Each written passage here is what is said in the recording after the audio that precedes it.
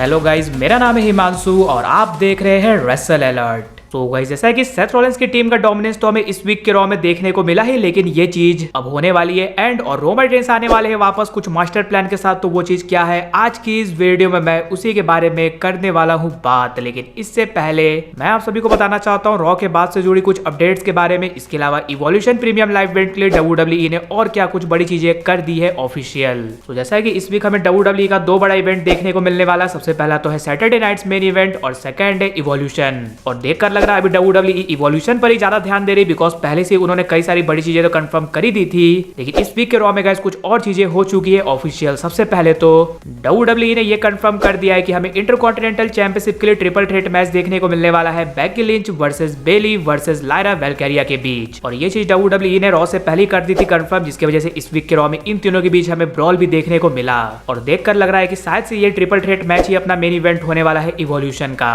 वहीं इसके बाद जो नेक्स्ट थिंग WWE ने कर दी है इवोल्यूशन के लिए, वो है निकी बेला का रिटर्न। जैसा कि पहले तो WWE के प्लान थे निकी बेला और लिम मॉर्गन की मैच करवाने की, लेकिन लिम मॉर्गन तो हो गई है इंजर्ड, जिसकी वजह से WWE ने निकी बेला को डाल दिया है बैटल रॉयल में। और आप सभी को पता है जो भी इस बैटल रॉयल को जीतेगा उसे मिलेगी चैंपियनशिप के लिए अपॉर्चुनिटी क्लैश इन दी पेरिस में। वहीं एक और चीज हमें देखने को मिलेगी, काबुकी वॉरियर्स हो चुकी है यूनाइट रॉक्सन एंड रैक्वेल के अगेंस्ट, जिसकी वजह से WWE ने उन्हें ऐड कर दिया है इवोल्यूशन में होने वाले टैग टीम चैंपियनशिप मैच में। तो अब पूरी तरह से सेट हो चुका है इवोल्यूशन का कार्ड। क्या आप सब एक्साइटेड हो इस इवेंट के लिए? यस और नो में नीचे कमेंट्स में बताना। इसके बाद नेक्स्ट बात कर ली जाए रॉ के बाद से जुड़ी अपडेट के बारे में। तो आप सभी को पता ही है अभी कुछ सुपरस्टार की बुकिंग WWE में अच्छी नहीं हो रही, जिसमें से एक नाम है कैरियन क्रॉस का, जिसकी वजह से वी वांट क्रॉस के चैंट्स तो लगातार लगते ही है। इस वीक के रॉ में भी हमें लगते हुए दिखे।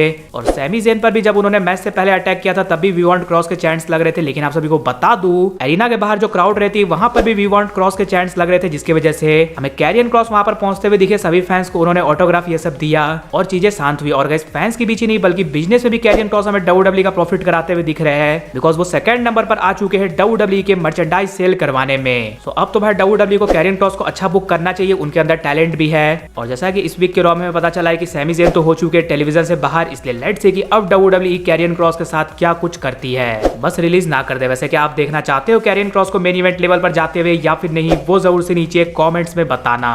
और अब फाइनली बात कर ली जाए OTC रोमन रेंस के बारे में, जो कि आने वाले हैं सेथ रॉलिंस की फैक्शन को एंड करने के लिए कुछ मास्टर प्लान के साथ। तो जैसा कि रोमन रेंस समर स्लैम से पहले आने वाले वापस, इसको लेकर तो अपडेट्स निकल कर आ ही गई थी। लेकिन इस वीक के रॉ में हमें काफी कुछ बड़े टीजर्स ड्रॉप होते हुए दिखे रोमन रेंस के रिटर्न से रिलेटेड। सबसे पहले तो हमें पॉल हेमन जब जे उसो के बारे में बात करते हुए दिखते हैं, तब वो आते हैं ब्लड लाइन पर, फिर वो आते हैं रोमन रेंस पर, और वो ये कहते हैं कि रोमन रेंस के पास बॉल्स नहीं है कि वो हमारे फैक्शन के सामने वापस आ पाए। यानी कि यहाँ पर सिंपली पॉल हेमन ने रोमन रेंस की बेइज्जती कर दी है कि रोमन रेंस डर चुका है, वो सेथ रॉलिंस के फैक्शन के सामने कभी भी नहीं आने वाला, उसकी हिम्मत ही नहीं है। तो यहाँ से ये चीज तो पता चली रही कि रोमन रेंस को ललकारा जा रहा है, जिस तरह से सोलो सिकवा ने समर स्लैम से पहले के स्मैकडाउन में किया था और रोमन रेंस समर स्लैम में आए थे वापस। तो शायद से इस वीक के रॉ में जब ऐसा कुछ सेथ रॉलिंस की टीम ने रोमन रेंस के अगेंस्ट किया है, तो रोमन रेंस आप सभी को या तो इस वीक होने वाले सैटरडे नाइट्स मेन इवेंट में वापस आते हुए दिख सकते हैं, नहीं तो नेक्स्ट वीक के रॉ में। वहीं बात रही रोमन रेंस के मास्टर प्लान के बारे में, तो हो सकता है गाइस कि जब रोमन रेंस वापस आए देन वो अकेले नहीं भिड़े सेथ रॉलिंस के फैक्शन के अगेंस्ट, बल्कि उनके साथ हो उनके कजन जे उसो।